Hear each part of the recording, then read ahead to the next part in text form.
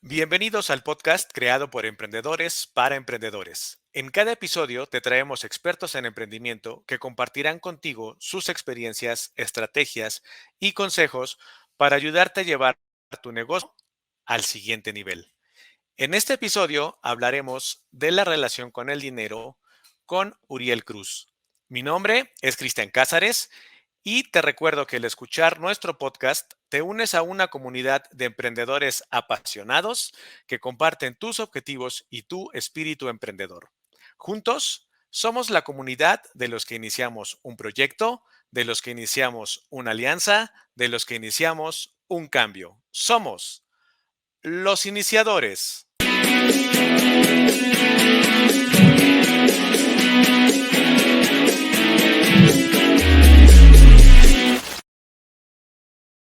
Uriel Cruz es licenciado en negocios internacionales y se concentra en finanzas y neuromarketing. Tiene una experiencia profesional de 4 años. Además, es emprendedor desde hace 6 años. Le gusta mucho compartir conocimiento de valor desde un punto consistente. Así que vamos a darle la bienvenida a Uriel. Hola Uriel, ¿cómo estás? Muy buenas ¿Qué tal, noches, amigo? ¿Cómo bienvenido. estás? Buenas noches. Muy bien, muchas gracias. Pues un gusto tenerte por acá. El tema del día de hoy es la relación que llevamos con el dinero. Y pues lo primero que me viene a la mente cuando hablamos de dinero es esa frase, the root of all evil, ¿no? La raíz de todo el mal, la causa de las guerras y de la ambición, El malo de etcétera, la película. etcétera. El malo de la película. ¿Qué opinas de esa frase? Mira, es un tema un poco profundo. La realidad es que si tuviera que ponerle una terminología buena o mala, considero que no hay terminología buena o mala para el dinero.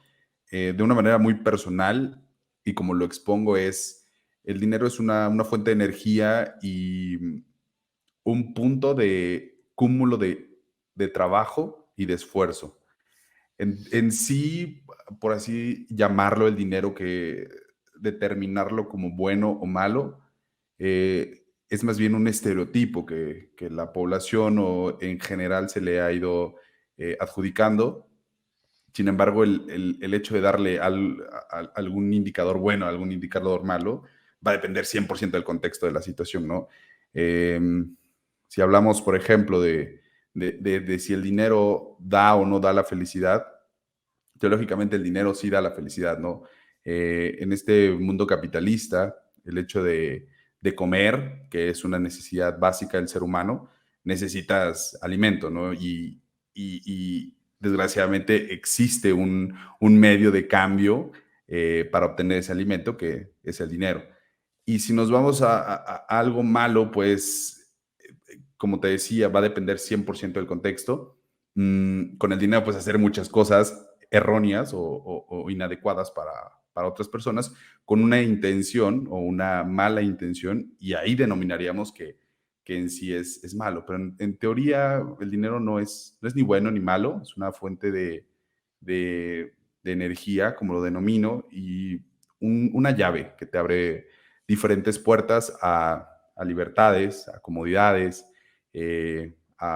a bienestar propio incluso. Entonces, realmente hablar como tal de algo bueno o malo, considero que no es así. Ok, me gusta tu punto y lo comparto. Además, hay otra frase hecha que se escucha mucho en relación al dinero y que es todo un tema de debate. Me gustaría escuchar tu opinión y esa frase es, el pobre es pobre porque quiere. Ok, el pobre es pobre porque quiere. Híjole, la realidad, Cristian, es que el contexto sí va a depender o sí influye directamente en el resultado, ¿no? Vamos a hablar de un ejemplo muy, muy claro y creo que es algo muy controversial. En una etapa académica o en una etapa estudiantil, muchas personas derivan de lo que me acabas de decir, la frase de que la escuela no hace al estudiante, sino el estudiante a la escuela, ¿no? Pero en realidad sí influye y demasiado. Es un impacto muy fuerte el que tiene ese contexto, esa situación o ese entorno que vive el estudiante en esa etapa. Es decir, no es lo mismo ir a convivir con tus compadres, con tus cuates a una banqueta, a ingerir bebida alcohólica, ¿no? Y no lo hablamos de un sentido peyorativo, es decir, la acción no es mala. El contexto que se sesga a algo malo es que seguramente las influencias que vas a tener ahí no son las mejores, ¿no? Que a fin de cuentas entramos a un punto más profundo en el cual podríamos decir que las personas son responsables de lo que deciden. A final de cuentas, la influencia se crea y está presente durante toda tu vida, pero la decisión de tomar, hacer o no hacer las cosas es 100% responsabilidad de la persona.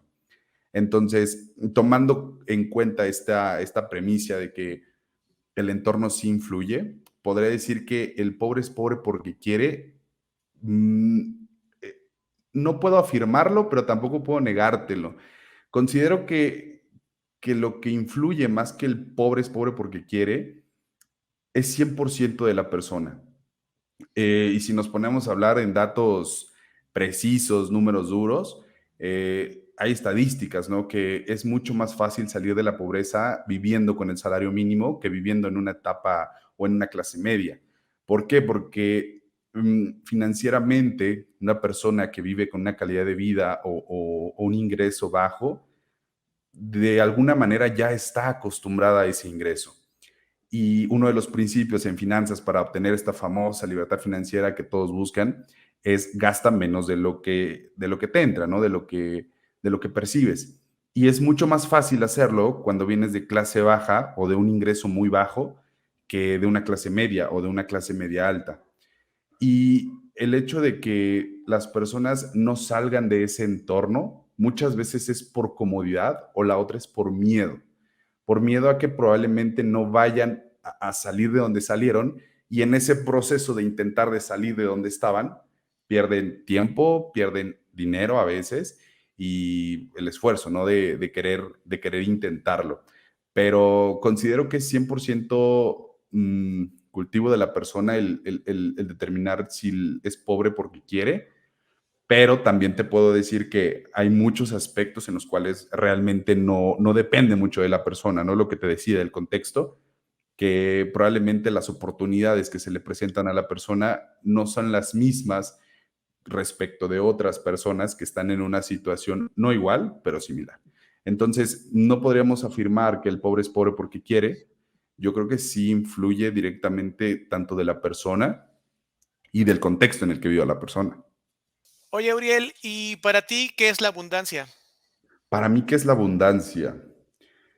Mira, te podría decir que la abundancia para mí es un concepto global de plenitud. Si pudiera definirlo de la manera más sencilla, sería eso, un concepto básico de plenitud, abundancia de manera económica, abundancia personal. ¿A qué me refiero con abundancia personal? Pues es esa tranquilidad de estar satisfecho, a gusto, cómodo y tranquilo con lo que haces, ¿no? Y creo que una deriva de la otra, es decir, si no tienes esa abundancia personal y buscas esa abundancia económica en ese proceso, muy probablemente no se va a dar. Hay una famosa frase que se escucha y que a veces comparto y que es, el dinero no es para todo mundo. ¿Por qué el dinero no es para todo mundo? Porque implica mucha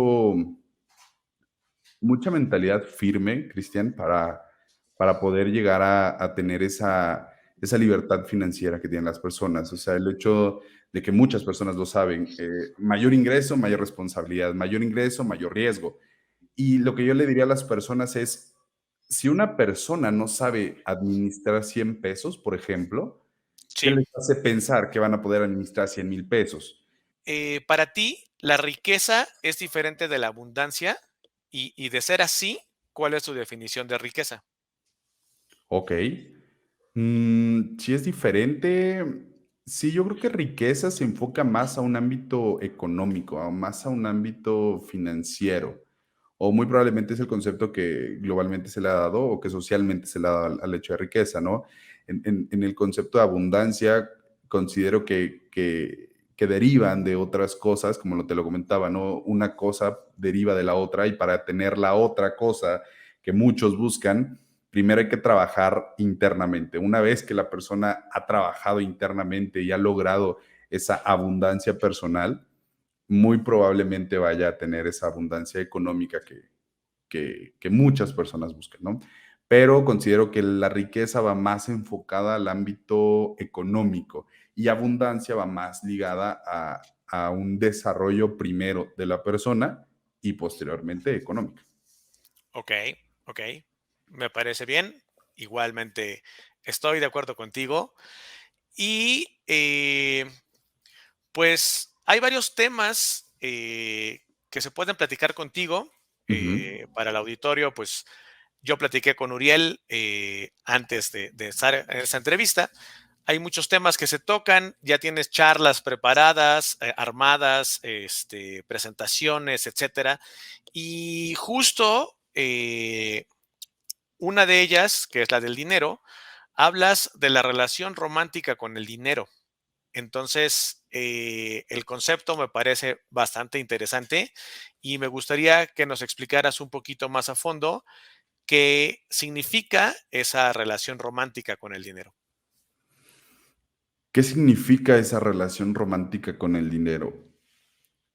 Mm, yo te comentaba, y bueno, ya hemos tenido pláticas anteriormente, que la persona probablemente que está hablando ahorita, no probablemente, seguramente la persona que está hablando ahorita no era la misma de hace 6 años, ¿no? Y para que no fuera la misma, probablemente tuvieron que haber pasado muchos procesos, tuvieron que haber aprendido diferentes cosas de consecuencias. Yo no denomino las cosas o las situaciones como buenas o malas, las denomino como resultados o consecuencias. Y ninguna es mejor que la otra. A final de cuentas, tú haces un proceso, desarrollas un proceso, y si ese proceso te lleva a una consecuencia es porque probablemente el proceso no fue el correcto. Y si ese proceso fue realizado de la mejor manera, vas a obtener un resultado. Y las dos cosas, si las analizamos, son buenas, porque de una consecuencia vas a aprender, al igual que de un resultado. De diferente manera, pero en cualquiera de las dos situaciones hay un aprendizaje. Y considero que una de las partes más importantes para mi desarrollo fue primordialmente esa, el dinero. Esa relación romántica o antirromántica que tuve en un principio y que a partir de ahí derivo lo que tú comentabas, la charla, eh, considero que el dinero se debe tomar como un cúmulo de energía o un cúmulo de esencia. Es decir, el dinero no va a cambiar a las personas, ¿no? La famosa frase de, este, ven que a una persona le está yendo mejor económicamente y la persona probablemente se vuelve más pedante, más materialista, menos humana, menos humilde, que ojo, la humildad no va de la mano con la posición económica, es decir, muchas personas adjudican de vive en una casa humilde. ¿Qué es una casa humilde? Una casa humilde no es una casa de cartón, no es una casa de lámina, eso no es una casa humilde. Derivan mucho o asocian mucho ese término de humildad con un poder adquisitivo bajo y considero que no va por ahí. Em, y creo que la parte primordial de esa relación romántica con el dinero es eso, una relación romántica, una relación que lleva procesos, ¿no? Y el primer proceso, ¿cuál es? La atracción. La atracción y el proceso de enamorar a esa persona, ese pedazo de energía, que son varias preguntas y que, ojo, esto que yo estoy compartiendo, la realidad es que no es algo propio, no es algo que tuve que buscar, fueron procesos por los cuales tuve que pasar para poder llegar a obtener un resultado, ¿no? Uno de los guías más importantes que tuve en mi vida me dijo que el dinero era una persona, ¿no? Y que te sentaras tú a tú a hablar con esa persona por dos cosas. La primera, y que lo tomaba como eh, semejanza a partes opositorias de la población. No está la primera parte del querer y de necesitar el dinero, de todo el tiempo quiero, de todo el tiempo necesito. Y si tomas esa relación con el dinero como una persona es, todo el tiempo quieres que esa persona esté contigo. Todo el tiempo. Vas aquí, vente conmigo. Vas para allá, vente conmigo. Vas para allá, vente conmigo. Vas para allá, vente conmigo. Y en ese proceso el análisis es, en algún momento esa persona probablemente se va a hartar. ¿Por qué todo el tiempo contigo? ¿No? Y ojo, va desde un punto de necesito, o sea, necesito que te vengas conmigo, te quiero conmigo, conmigo, conmigo, conmigo. Y la otra parte de la población es, no, yo no quiero el dinero. El dinero es malo, el dinero cambia a las personas, el dinero corrompe, el dinero, infinidad de cosas malas, ¿no? Y está esa parte también. Si tú lo asocias con una persona, esa persona jamás va a querer estar contigo. Siempre la rechazas, ¿no? Siempre está ese, pues esa mala relación en decir, no te quiero en mi vida, no quiero que estés conmigo, vete por otro lado, aquí no es. Y si lo tomas como esa parte que yo te decía, como ese cúmulo de energía, pues en realidad nunca va a llegar. ¿Para qué voy contigo si no me quieres, no? Entonces, yo creo que y considero que la primera parte del proceso es la relación romántica de decir, prefiero que estés conmigo por X y cosa, porque te ofrezco algo a cambio. ¿Qué te ofrezco? No sé. Cada persona tendrá un punto de vista diferente, pero para que llegue a ese proceso tuvo que haber trabajado otros procesos, ¿no? Y en mi caso fue ese, no, no te quiero, no te necesito, porque con o sin ese cúmulo de esencia, no dejo de ser yo, o no voy a ser más que alguien por tener ese pedazo de cúmulo de energía, pero muy probablemente te prefiero. Prefiero tener más ingresos el siguiente mes, prefiero tener un mejor coche, prefiero tener una mejor casa probablemente, prefiero viajar más, prefiero darle una mayor estabilidad a mi familia, prefiero invitar a mi papá a comer el fin de semana, pero no desde un punto de necesito y quiero, lo prefiero. ¿Por qué lo prefiero? Porque en realidad lo que estoy viviendo ahorita es mucho. Es decir, tienes o las personas deberían considerar el voltear a ver ese horizonte que muy probablemente el 99% de la población no lo ve, de, desde algo muy básico como ves, oyes, respiras, sientes, muy probablemente tienes un techo donde vivir, muy probablemente tienes una familia, muy probablemente tienes una educación, y no vamos a hablar de un sector público o privado, tienes educación, ¿no? Tienes el acceso a ese sistema educativo que te va a permitir probablemente abrir ese horizonte a mediano o largo plazo. Y la realidad es que esa relación con el dinero es de suma importancia.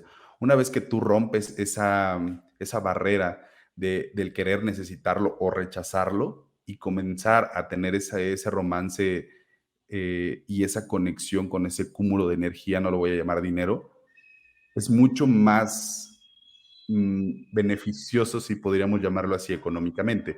Es decir, una vez que yo aprendí, por ejemplo, ese proceso, si te soy sincero, en algún momento lo busqué, como muchas personas, ¿no? Buscas esa necesidad económica o ese punto de mayor ingreso monetario. Y una vez que aprendí a trabajar eso, lo solté. Dije, no quiero, no lo Es que necesito. ahí justo es donde está lo complicado, tanto de entender como de aplicar. Porque por un lado vivimos en una sociedad capitalista ¿Correcto? donde se requiere el dinero para cualquier cosa. Vas caminando por la calle y el dinero se está gastando, ¿no? Entonces, ¿cómo, cómo soltar esa necesidad del dinero cuando se necesita el dinero? Cuando se necesita dinero, exactamente. Mira, desde experiencia tanto personal como en impacto a otras personas, puedo decirte que desde un ámbito profesional, en primera, busques algo que te apasione y que te haga sentir vivo, para empezar de cajón. La realidad es que si tú buscas o si tú encuentras, porque en realidad no es buscar, ya existe, solamente que no te has dado cuenta, ¿no? Si tú encuentras o te das cuenta de esa acción o de esa cosa que te hace sentir vivo, que lo disfrutas, llevas el 60% ganado del proceso del enamoramiento con el dinero. ¿Por qué? Porque en ese proceso de tener algo que te apasiona, que te gusta, que te hace sentir vivo, dejas de buscar ese ingreso económico y lo haces por dar algo. Es decir, mm, el hecho de trabajar creo que implica una parte de obligación, ¿no? Y una parte de desarrollar algo que te apasione y que te gusta va desde un punto de, de dar esencia, de dar energía a otras personas desde lo que hagas. Es decir, muy probablemente muchas personas han visto la diferencia, por ejemplo, entre un mesero y otro. Probablemente hay meseros que incluso tuviste un mal día y el mesero te dice las palabras exactas para que tu día cambie por completo. Y que eso que pasaste de una mala experiencia, probablemente el día cambie. Y está la otra parte, probablemente tu día fue de lo mejor, tuviste una noticia extraordinaria, llegas y te topas con un mesero que te amarga probablemente la semana, ¿no?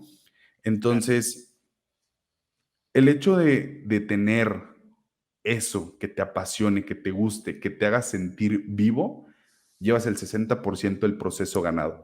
En ese Es proceso tú sueltas y no persigues ese dinero, no persigues ese ingreso, lo haces por dar y eso se retribuye económicamente.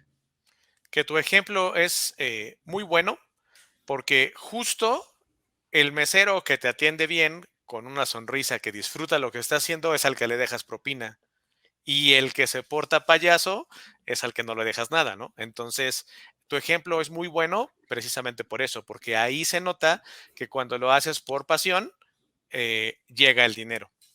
Correcto, Me, sí, sí, me sí. encanta ese ejemplo. Y la siguiente pregunta es, en este sentido que nos hablas de la relación del dinero, entendiéndolo como atracción hacia otra persona, o sea, pensando en el dinero como si fuera otra persona y buscar la forma de atraerlo, me hace pensar en técnicas de seducción, ¿no?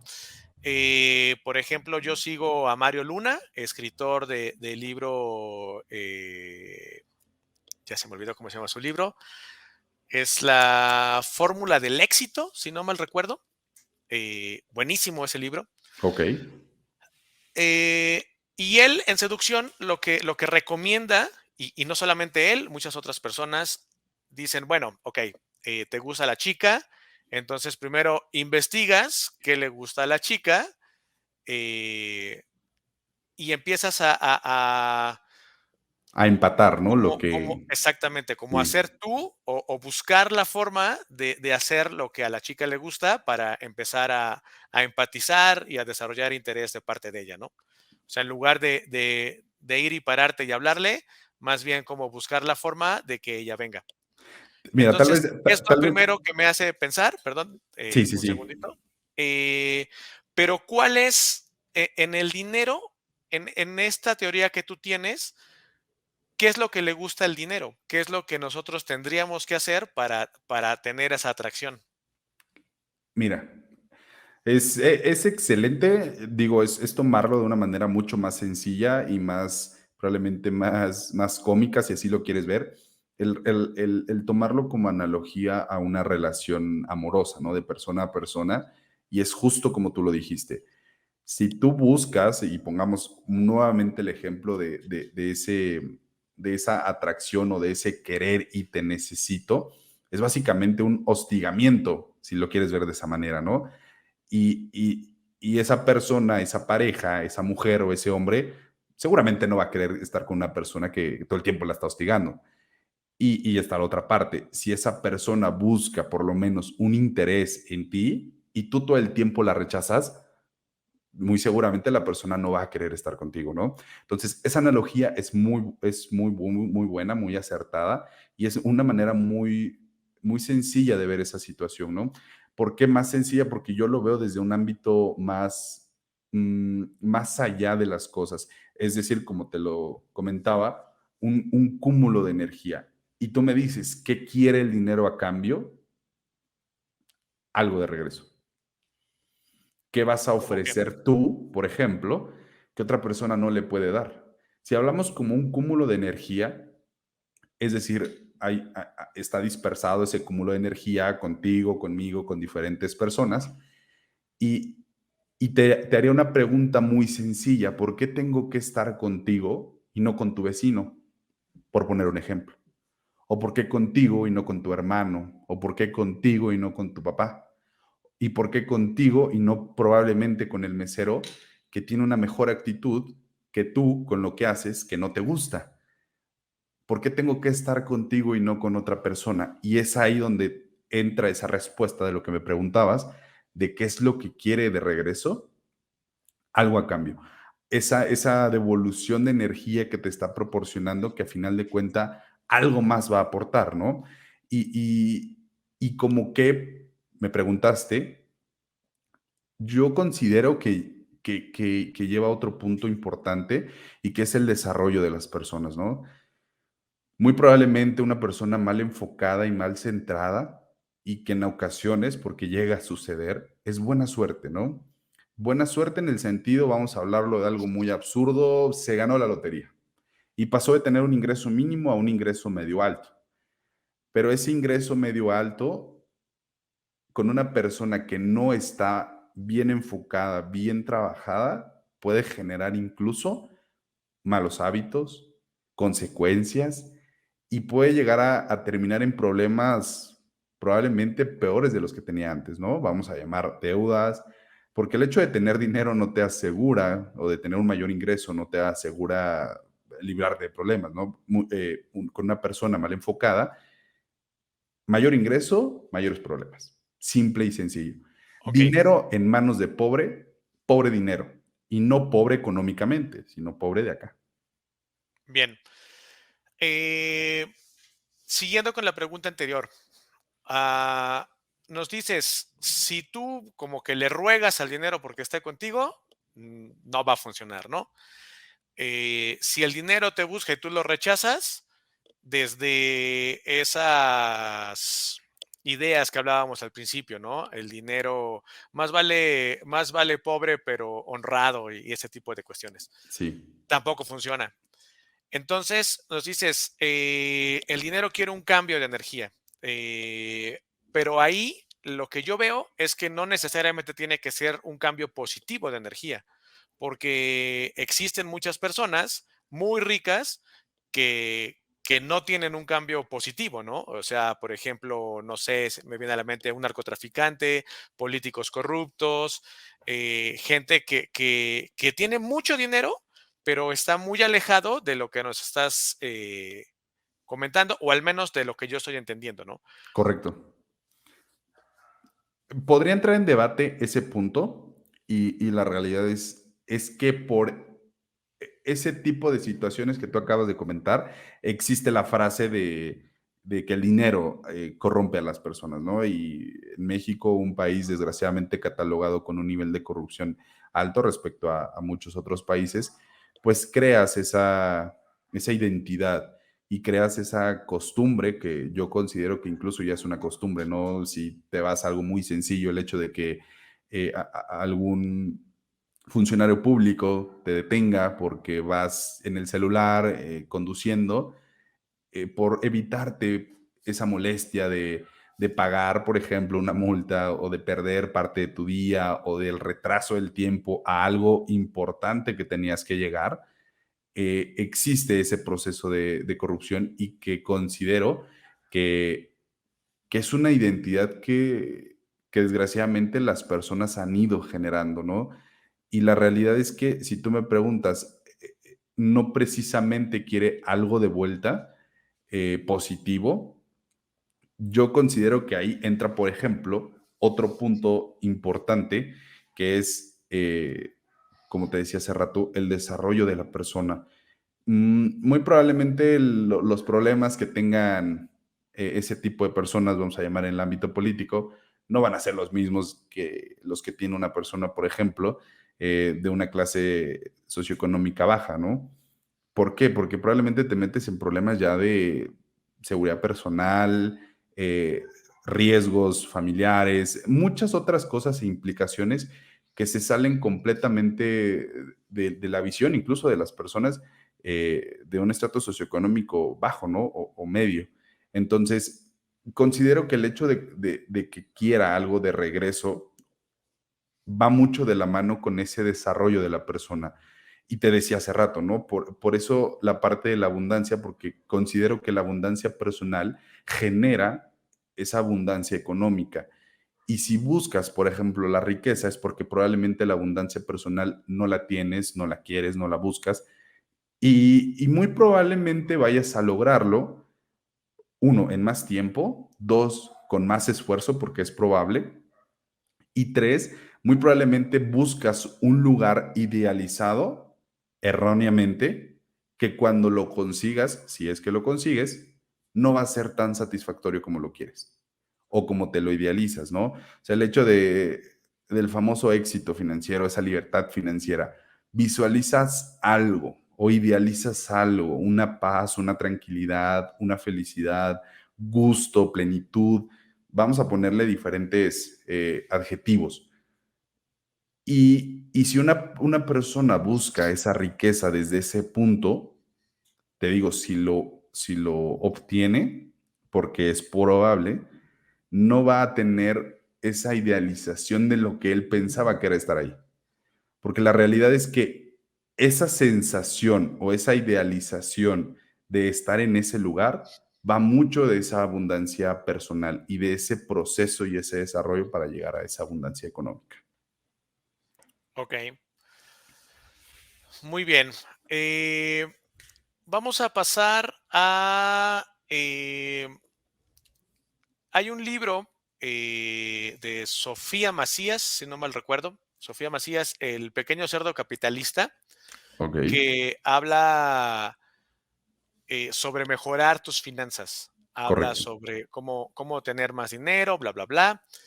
Y principalmente los consejos que da es de gastar menos, ahorrar en todo lo que se pueda, bajar tus gastos para empezar a construir algo de ahorro y poder hacer otras cosas, ¿no?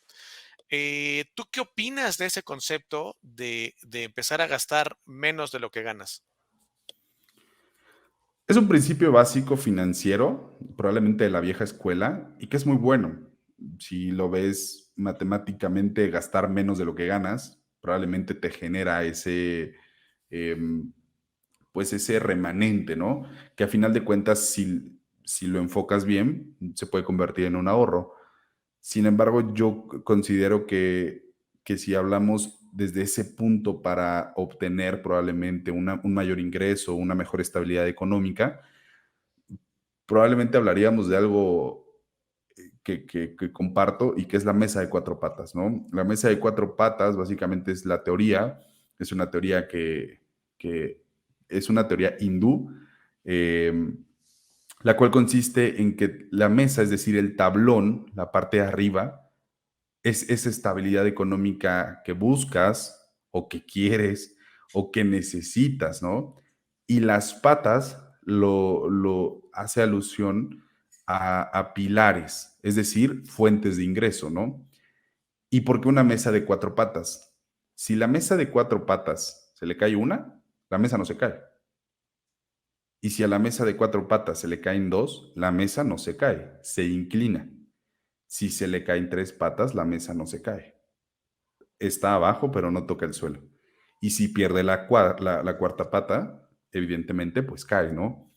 Y hace mucho la alusión a que esa estabilidad económica, que muy probablemente si la educación de las personas fuera mejor enfocada, que creo que ese es otro de los rasgos de lo que tú me preguntabas al principio, ¿no? El pobre es pobre porque quiere. Realmente dar una respuesta tajante no sería objetivo ni racional.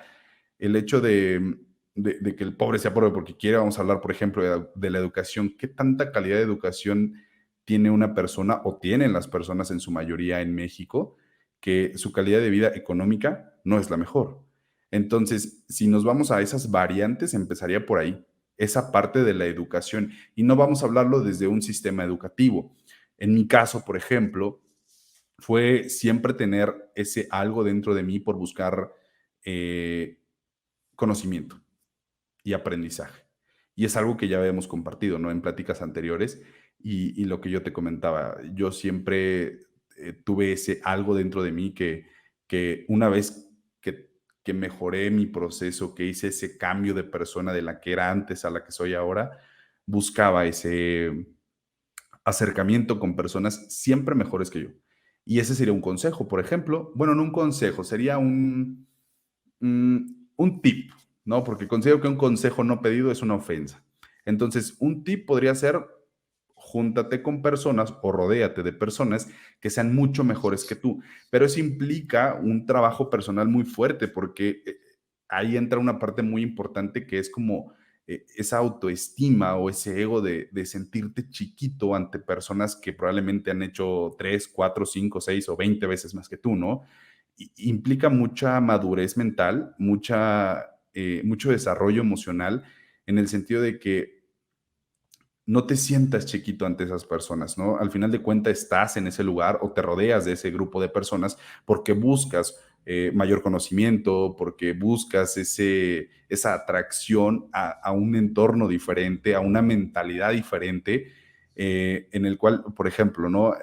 Me acuerdo muchísimo de mis primeros procesos en el cual hice este cambio y este giro de 90 grados, 360 grados, y me hicieron una pregunta que en ese momento no sabía y yo le buscaba y le buscaba y es algo tan absurdo, ¿no? Y en ese momento el guía me dijo: ¿por qué, si la intención de las marcas es publicidad, es decir, quieren captar esa red de clientes, por qué una empresa como Ferrari, que se dedica a la venta y distribución de autos, no hace publicidad en la tele? Por ejemplo, si su intención es vender autos. En ese momento, la verdad, me quedé frío y pensaba, dije, no sé, y es cierto, ¿no? Es algo que no me había puesto a pensar en ese momento, que por qué o cuál era la razón de por qué jamás en mi vida había visto un comercial de Ferrari. Ves comerciales de algunas otras marcas comerciales, ¿no? Pero específicamente de esa, o por dar un ejemplo en ese segmento de autos, de esa, jamás en mi vida había visto un comercial en la televisión y hasta la fecha no hay comerciales en la televisión de esa empresa, ¿no? Y mi respuesta, bueno, la respuesta de la persona fue: la simple y sencilla razón del por qué en la televisión no hay un comercial de Ferrari es porque seguramente las personas que tienen el poder adquisitivo de pagar un coche como ese no están viendo la tele. Es Claro. decir, ese canal no les funciona. No se enfocan a un segmento que probablemente a las 6 o a las 7 de la tarde se sienten a ver la novela. No va por ahí. Entonces, ¿y por qué toco esto? Porque vuelvo a lo mismo, ese entorno que buscas de conocimiento o que busqué de conocimiento va generando un cambio de mentalidad más grande. Es decir, no es lo mismo juntarte con todos los amigos que se van de peda sábado, domingo y viernes, a que probablemente te vayas con ese grupo de amigos, de amistades, de relaciones, que todo el tiempo están buscando una mejor manera, por ejemplo, de tener una estabilidad económica más amplia, ¿no? Entonces, a final de cuentas, esa mentalidad va a generar esa atracción a ese cambio, a ese, a ese aumento de nivel de lo que estás acostumbrado o de lo que has vivido pues de manera tradicional, ¿no? Entonces, la realidad es que esa mesa de cuatro patas para cuatro pilares es una teoría en la cual las personas deberían adjudicar con un conocimiento más acertado el hecho de generar cuatro fuentes de ingreso diferente, que ninguna pata se caiga, primero, y dos, si se llega a caer una, dos o tres, esa estabilidad económica no se pierda. Porque muchas veces, si adjudicas esa estabilidad económica a una sola fuente de ingreso, alguna causa de fuerza mayor externa puede afectar esa estabilidad económica y que deriva en otra cosa, ¿no? Puede generar necesidad por hambre de caer en acciones indebidas, de caer en depresión, refugiarse, por ejemplo, en algún tipo de droga, estupefaciente, que ya va más Claro. allá, ¿no? Bien. Ok, entonces el tema de gastar menos de lo que ganas, me da la impresión de que lo tomas como algo básico, Claro. o muy simple, ¿no? Entonces, por esa razón, la pregunta sería, ¿cuáles son los hábitos financieros que sí consideras clave para lograr tener dinero? Para empezar, el primero y el más importante es el desarrollo de la persona. No puedes hacer otra cosa sin antes hacer eso. Es algo absurdo, es algo tonto, va a perder tiempo, dinero y esfuerzo. ¿Por qué? Porque ya lo hice. Y como te lo compartí en algún momento, ¿no? Sería algo tonto yo compartir algo de lo que seguramente no va a funcionar. Mejor, desde este punto, te diría, esto es lo que sí funciona. Entonces, si la persona no está bien trabajada, por así decirlo, no va a generar esa estabilidad económica que necesita, que busca, que quiere o que prefiere. Va a depender de la mentalidad de las personas, ¿no? Pero considero que el primer paso y el más grande, el más importante y la columna vertebral de ese proceso, de esa estabilidad financiera, de esa libertad financiera, es la persona. Es el trabajo de la persona y que una persona bien trabajada, de una mentalidad firme, objetiva, racional, sí o sí va a generar un resultado. ¿Por qué? Porque probablemente una persona bien trabajada de manera emocional no le va a importar decir cosas tan duras, tajantes, de manera emocional para muchas personas, de decirle a su círculo de amigos, sabes que hoy no puedo salir. ¿Por qué? Simplemente no puedo. Ese dinero que probablemente destine para esta salida, tengo que sacrificarlo el día de hoy porque lo tengo destinado para otra cosa. Pero ese Un proceso de libro. decir no tengo es fuerte para muchas personas y prefieren decir que sí tienen, aunque no lo tengan, y que jamás van a salir de ese círculo vicioso o toda la vida, ¿no? Ese lamento de por qué no tengo, de trabajo mucho y está la otra parte, ¿no? Muchas personas dicen que el dinero se gana o se atribuye trabajando. Eso es algo completamente erróneo. ¿Por qué? Porque si yo me volteo a ver a las generaciones pasadas, es decir, mis papás, mis abuelos, muy probablemente la situación económica de muchas familias en México sería diferente si el dinero se hiciera trabajando. Es decir, un trabajo de 7 de la mañana a 8 de la noche, si el dinero se hiciera trabajando, te aseguro que la posición económica en la que estarían sería otra. Entonces, considero que si te das cuenta, abres tu mente, tu panorama y ese horizonte a situaciones tan minúsculas como esa, te das cuenta que seguramente el dinero no se hace trabajando, ¿no? Y, y, y que te va a llevar a desarrollarte o a trabajarte de una manera personal mucho más amplia. Eso va a generar ese impacto para una libertad financiera. Entonces, el primer paso, yo diría, 100% el trabajo en la persona. Ok. 100%. Ahí tocaste muchos puntos. eh, no sé si me dé tiempo de que los platiquemos todos, pero Sí, sí, vamos a sí. intentarlo. La parte emocional.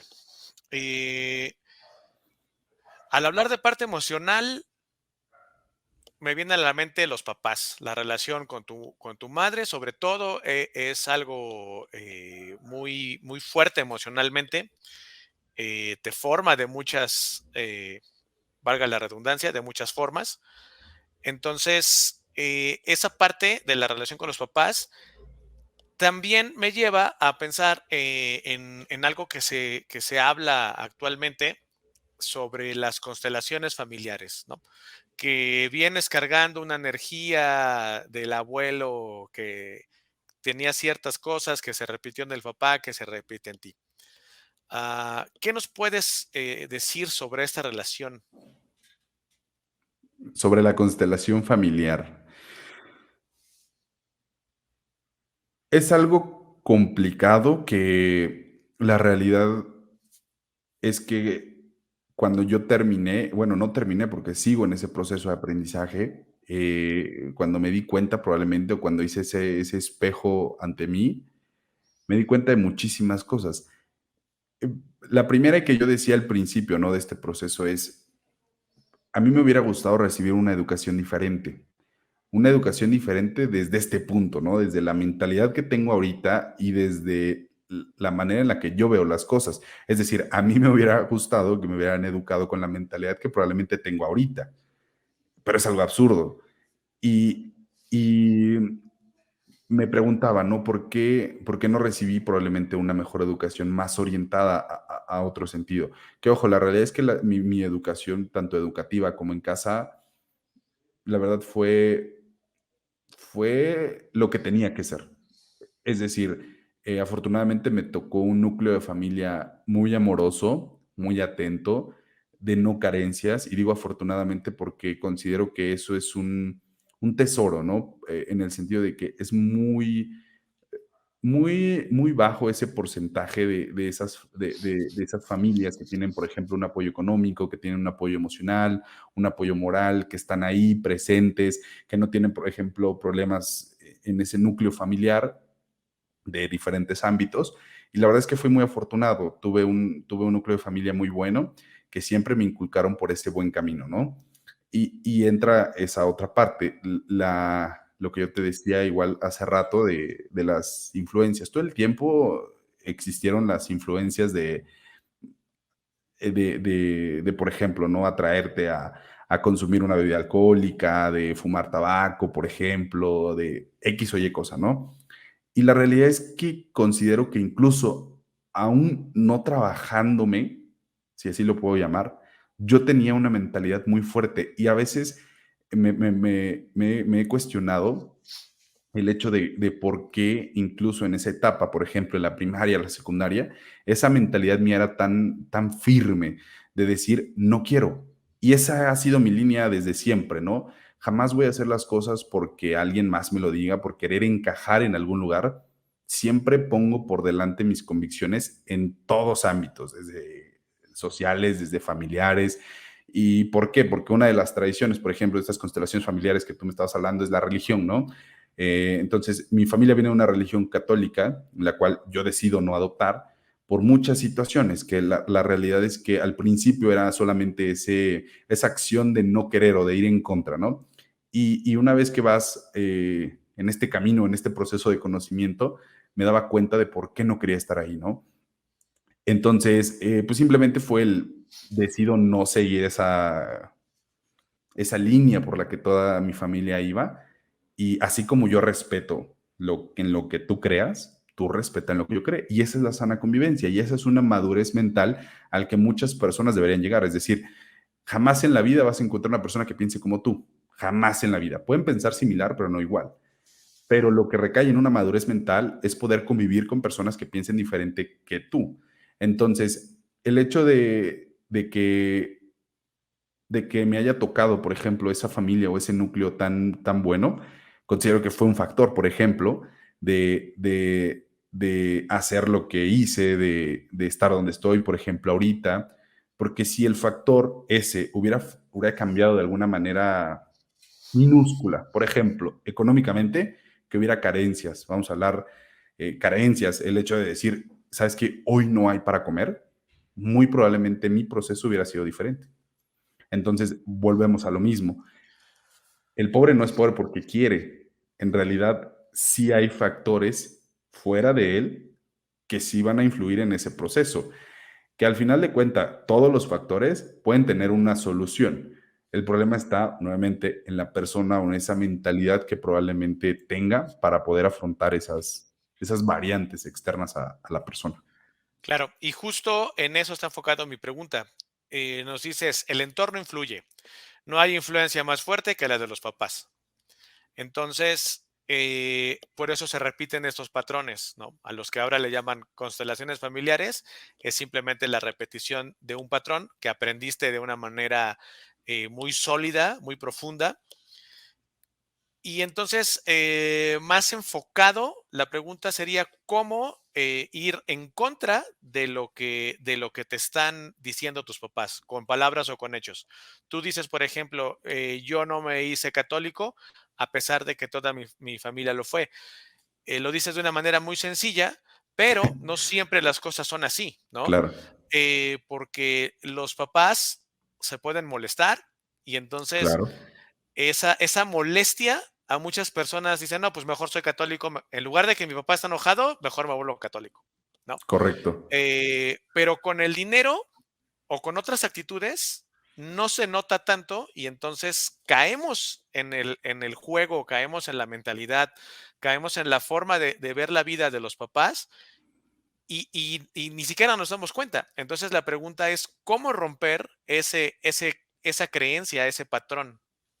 Ok, ese vínculo, esa réplica, ¿no? Del proceso que probablemente tuvo el abuelo, después ahora los papás y después probablemente esa atracción a ti, ¿no? Híjole, es algo complicado. La realidad es que la manera en la que tú puedes romper ese patrón va a ser mediante conocimiento, no va a haber de otra. ¿Por qué? Porque tú tienes manera de anteponer una, una situación solo y únicamente con conocimiento. Es decir, el hecho conmigo de la religión es por qué no quieres hacer esto, ¿no? ¿Por qué no vas por donde nosotros vamos? Y al principio, como te lo digo de manera sincera, era simplemente por ir en contra, no quería. Y si vamos a algo más así profundo, de decir simplemente porque no quería, ahí está el punto. O sea, el hecho de que un niño, en mi caso, a los 8 años, obligándolo, porque es obligándolo a ir a una iglesia, es porque seguramente algo de ahí no le llama la atención. Cristian, yo no conozco a la fecha del día de hoy un niño de 8 años que se levante un sábado a las 7 de la mañana emocionado al 300% a levantar a sus papás porque se le está haciendo tarde para ir a una situación religiosa. Yo por lo menos no conozco a ningún Sí, niño hasta la fecha, ¿no? Siempre va por esa parte de obligación, ¿no? Y que el niño simplemente no entiende por qué. Es decir, mi papá y mi mamá me está diciendo que tengo que ir, ¿por qué? No sé. Y muy probablemente el niño se lo cuestiona.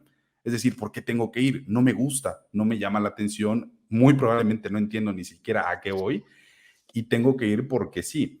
Y si nos vamos a algo de hablar acerca de que los papás sean muy rígidos, muy duros, muy fuertes emocionalmente, ni siquiera el niño lo va a cuestionar. Va a decir, ok, pues vamos y tendremos que ir el tiempo que mi papá o mi mamá me diga, ¿no? Y en este caso, mi papá es así, ¿no? Es de una mentalidad muy firme, muy dura, muy cuadrada, la vieja escuela, y que si nos vamos a algo tan tonto como clavar un clavo, mi papá es así, ¿no? El hecho de, si tú clavas ese clavo de una manera diferente, para él no está bien, o muy probablemente el resultado no va a ser como si él hubiera clavado el clavo de la manera que él sabe, ¿no? Entonces, yo lo que hice, por ejemplo, en esa situación fue soltar. Y ese soltar, nuevamente, necesitas conocimiento, necesitas esa apertura de horizonte y de esa madurez mental que yo hago esa regresión, ¿no? A esa época de mi vida, era muy fuerte para mí. O sea, algo movía dentro de mí, influido, que lograba, por ejemplo, el llegar a conclusiones como mi papá es así, no voy a poder cambiarlo, ¿no? Y no es tu responsabilidad cambiarlo a fin de cuenta. Y la realidad es que lo que tú decías hace rato, ¿no? Tus papás o los papás son como son porque probablemente de esa manera los educaron los abuelos, o sea, sus papás. Entonces, si te vas a buscar un culpable, en realidad nunca terminas, Cristian. O sea, es decir, mi papá es porque es por mi abuelo y mi abuelo es porque es por mi bisabuelo, y una cadena interminable, ¿no? Entonces, el hecho de decir o buscar tal vez un culpable, considero que no hay un culpable. La finalidad es que mm, nadie es culpable de la situación que vive, pero sí es responsable de la acción que toma. Y ese es otro de los temas, por ejemplo, de lo que comparto, que es tu baraja de póker. Tu baraja de póker, aunque patalees, llores, te cortes las venas, intentes suicidarte, no va a cambiar y jamás va a cambiar. Y muchas personas se encuentran en esa controversia, ¿no? De cambiar ese juego de baraja, porque no les tocó probablemente un as o porque probablemente no les tocó una tercia. Y considero que lo más importante es voltear a ver ese juego de baraja y jugar tu mejor juego con esa baraja, porque no va a cambiar. O sea, claro. si tú te pasas de tus 10 a tus 40 años lamentándote de qué juego te tocó, no va a cambiar. La situación no cambia. La situación está, no es tu culpa, pero sí la responsabilidad es tuya de lo que haces con eso, ¿no? Entonces, la realidad es que para tomar esa decisión de romper con ese ideal o con esa tradición o con esa línea a la cual muy probablemente te obligan o te inducen, es conocimiento. El conocimiento te abre ese horizonte y con conocimiento, perdón, tienes ese fundamento de decir por qué sí, por qué no, o para empezar, por qué. ¿Por qué voy a la Claro, iglesia? Empezando por ahí. ¿O por qué esta religión? ¿Por qué no otra? Considero, siguiendo ese ámbito de esa constelación familiar, como le llamaste, que un papá responsable o unos padres responsables, muy probablemente desde mi punto de conocimiento, desde mi punto de mi verdad, si lo quieres llamar así, y si en el remoto caso, que en una situación paralela yo fuera papá, que es algo que no quiero, eh, yo muy probablemente lo que haría es, yo sigo esto, pero existe esto y esto. Y yo sigo esto por esto. ¿Quieres saber de qué se trata? Ven. ¿Te interesa? Quédate. ¿No te interesa? Ya te mostré que hay otros caminos.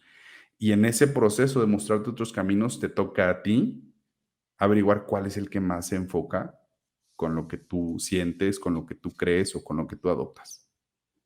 claro. El comentario, la pregunta no era por buscar culpables, sino más bien por romper Por ese romper, patrón, ¿no? claro, Que la respuesta me encantó. Eh, este último ejemplo que estás dando, por supuesto, como papá, que es como tú lo estás haciendo, mira, pues esta opción que yo hago, pero hay otras, ¿no? Y creo que se puede llevar a uno mismo, ¿no? O sea, no necesitas tener un hijo, sino hacerlo contigo. O sea, correcto, ¿por qué sigo esta opción? ¿Existen otras opciones? ¿Qué otra cosa puedo seguir? Esa es como la idea. Me gusta mucho. Y regresando a la otra respuesta de la que te quería hacer varias preguntas, es el tema de la mesa, el concepto de la mesa con las cuatro patas, que es la estabilidad económica. ¿Lo entiendo bien? O sea, el tener, mientras más ingresos o mientras más fuentes de ingresos tengas, evidentemente te va mejor. Por correcto, alguna razón, una se rompe y están las otras que te ayudan. Pero la pregunta es cómo crearlas y sobre todo cuando estás en ciertas situaciones, ¿no? Vamos a pensar en un empleado correcto, que es lo que tiene y trabaja de lunes a sábado en un horario extenso, con horas extras, ta. Le queda el domingo, pero el domingo pues está su hijo que quiere jugar con él, está agotado porque pues toda la semana en chinga. correcto. Entonces, ¿qué opciones tienes? ¿Cómo? O sea, si tienes la idea y dices, perfecto, quiero hacer, aparte de mi empleo, quiero tener otras tres fuentes de ingresos. ¿Cómo logro esa mesa de cuatro patas en esa, por ejemplo, En situación esa que te posición, ¿no? pusiste? Que Ok, es una posición complicada. correcto. ¿Cómo lograrlo? La primera parte, considero, es lo que yo te dije hace rato, voltear a ver si lo que estás haciendo realmente lo disfrutas. Y si lo que estás haciendo verdaderamente lo disfrutas, es muy probable que desde ese punto de ya estar haciendo, desempeñando lo que te gusta, lo que te apasiona, lo que te hace sentir vivo, puedes sacarle una exponencialidad mucho más grande, es decir, un mayor ingreso, que regularmente no pasa.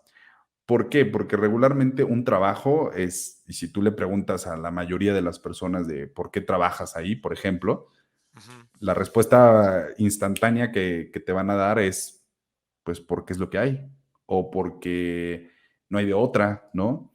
Y esa es una famosa frase del domingo, ¿no? No hay de otra, hay que ir a trabajar el lunes. Y es esa parte de obligación que yo te comentaba hace rato. Entonces, si lo que estás haciendo no te llena, o para empezar, el domingo ya tu cabeza está volando de que el lunes vuelves a hacer lo que ya hiciste la semana pasada, creo que hay que empezar por ahí. Empezar a que realmente hagas algo que te apasione, que lo disfrutes y que sea tu primer paso a construir esa mesa de cuatro patas. Ojo, La realidad es que antes de comenzar, como te decía, a generar, o en el caso hipotético de que la persona ya haya trabajado en su persona para generar esa estabilidad económica, el primer paso sería ese. Voltear a ver si lo que estás haciendo realmente te llena, te hace sentir vivo, te gusta, y si no es así, generar ese cambio, para empezar. ¿Por qué? Porque la realidad es que cuando tú haces algo que no te gusta y no lo disfrutas, requiere un consumo de energía sumamente alto. Claro, pero el tema es, o sea, ya tienes el concepto, ya tienes la idea, pero ¿cómo lo logras, no? Está el concepto de la rueda de la rueda del ratón o la rueda de la rata, ¿no? Que Sí. la carrera de la rata, que es justo eso, o sea, estás atorado, o sea, sí sabes que tienes que hacer cosas, pero no te da ni el tiempo ni la energía para poder salirte de ese círculo. Mira, ahí una cosa y un factor así importante, por ejemplo, ¿no? Vamos a hablar de un personaje muy icónico que es Robert Kiyosaki. Robert Kiyosaki dice que si durante el tiempo laborable o productivo, como él le llama, no te quedan por lo menos 2 horas para consumo personal, algo estás haciendo mal. Es decir, en el proceso que tú me estás diciendo, la persona seguramente entra a 7 de la mañana, 8 de la mañana, a 7 de la noche. Entonces, tú me dices, oye, la persona cómo le hace, ya sabe que lo quiere y ya sabe que incluso a veces lo necesita, ¿no?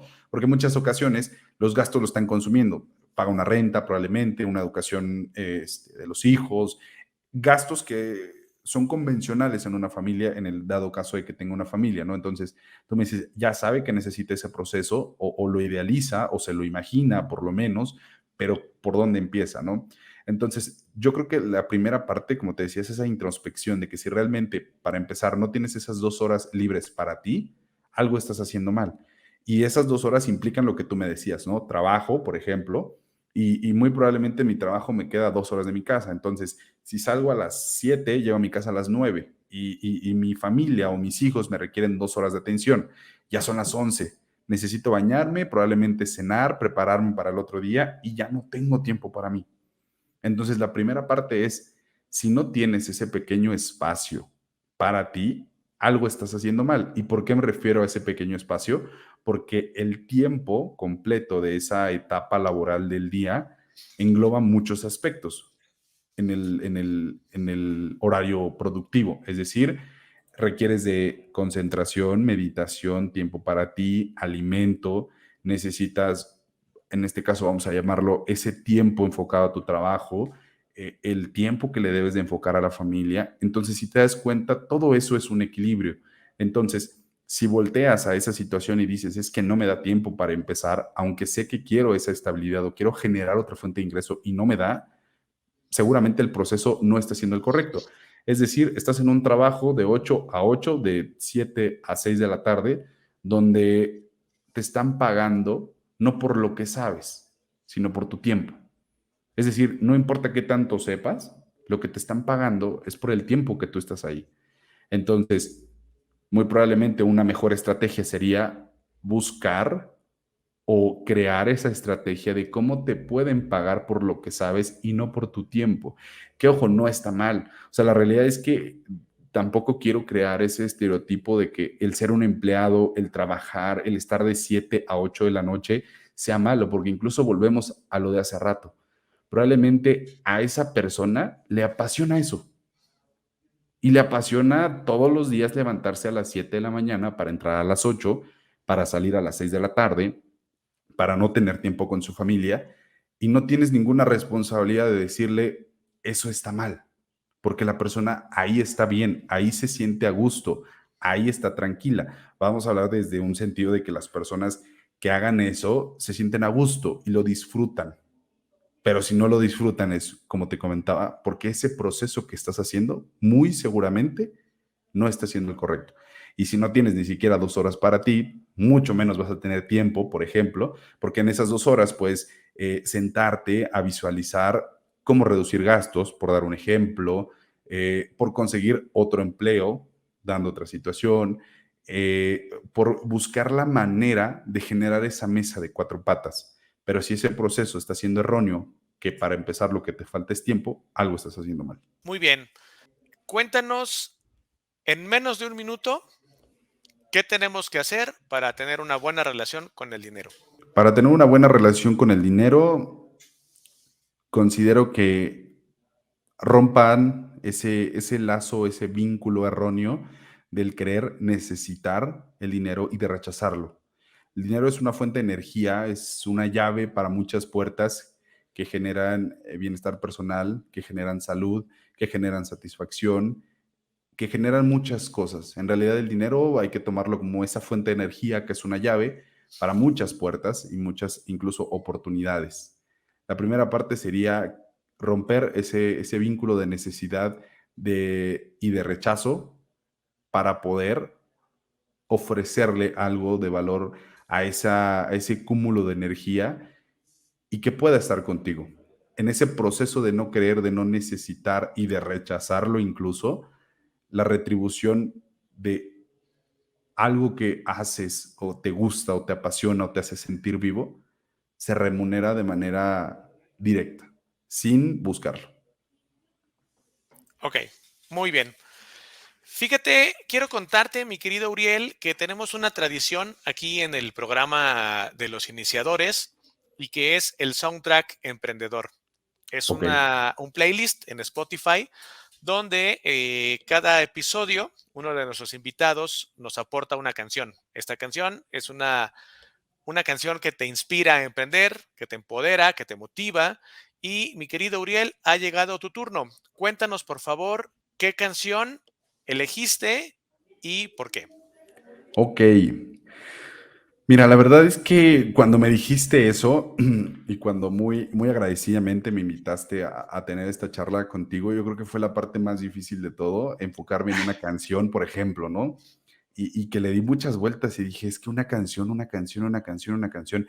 La verdad es que soy una persona a la cual me encanta todo el tiempo estar escuchando música y música muy alta, ¿no? Es como mi espacio seguro, incluso a veces mi espacio de meditación, mi espacio de pensamiento y que ahí me siento bien. Y cuando me preguntaste de qué canción en específico me motivaba incluso a hacer o a accionar, me costó mucho trabajo. Y llegué a una en especial que la canción se llama Hoy comí con el abuelo. La canción de Hoy comí con el abuelo es una canción muy digerible, muy profunda y muy sentimental, que considero que engloba gran parte de lo que hablamos el día de hoy, ¿no? Y que incluso si lo ves de esa manera más profunda, encuentras esa motivación de generar algo más o de accionar para generar un resultado. Ok, ¿quién la canta? Hoy comí con el abuelo, la canta, híjole, dame un segundo nada más, porque el autor es una canción que me la compartió en algún momento una amistad, un arquitecto que trabajó con mi papá, tocaba guitarra, y yo de curioso tenía escasos, ¿qué? 10 años, 12 años. De curioso le dije, ¿no? ¿Tocas guitarra? Me dijo, sí. ¿Me puedes tocar una canción? Sí, claro. ¿Qué tipo de música te gusta? Le dije, la verdad es que escucho de todo, ¿no? Le dije, no sé, o alguna. Y me dice, te voy a cantar una canción que probablemente no has escuchado en tu vida. Y cuando me canta esa canción, híjole, no sé, fue un golpe muy fuerte en el sentido, no es mala sentimentalmente, sino ese golpe sentimental que te da esa canción es certero. Mira, Ok, el autor es Juan Salvador. Juan Salvador, Hoy comí con el abuelo. genial. Bueno, pues la vamos a agregar al playlist y vamos a compartir la liga acá en los comentarios. Y pues, mi querido Uriel, te quiero agradecer muchísimo el que te hayas dado el tiempo de estar con nosotros, de platicar de este tema. Te hago la atenta invitación para que regreses a platicar de más temas que veo que podemos charlar acá en este espacio. Y pues bueno, eso, ¿no? Darte las gracias. Cristian, muchas gracias a ti. La verdad es que este tipo de pláticas, de charlas, son algo que me gustan, que me apasionan. Y desde este punto de compartir, espero que si alguna persona adopta, por ejemplo, algo, no que lo adopte, sino que le, le haga clic en algún motor, será una satisfacción muy grande y que la realidad es que desde este punto me encuentro nada más en compartir, ¿no? En compartir esa apertura de horizonte de lo que hablábamos hace rato y la verdad es que muchas gracias por haberme invitado. Muy a gusto muy a gusto la plática, muy amena y cuando gustes, aquí estaré de nuevo las veces que sean. Genial, muchas gracias. Cuéntanos dónde te podemos encontrar. En Instagram, @soc_gada. Facebook, la verdad es que no lo utilizo. Incluso Instagram, por decisión personal, eh, ya no interactúo. Controversias mentales de situaciones sociales que pasan, que la realidad es que me desgastan y es un desgaste de energía innecesario. Entonces, no lo ocupo como regularmente lo hacía, pero ahí estoy presente. Facebook, la verdad es que no lo ocupo. Y pues nada, en Instagram me pueden encontrar @soc_gada. Perfecto, muchas gracias. Y pues bueno, hemos llegado al final del episodio del día de hoy. Te quiero dar las gracias por acompañarnos y deseo de corazón que te lleves algún aprendizaje que te haga llevar a tu emprendimiento al siguiente nivel. Recuerda que estamos en las principales plataformas de podcast con un episodio nuevo todos los viernes, el cual se graba en vivo todos los miércoles a las 9 de la noche a través de Metanoia Radio TV. No olvides compartir este podcast con tus amigos emprendedores. Nos vemos la próxima. Saludos, iniciadores.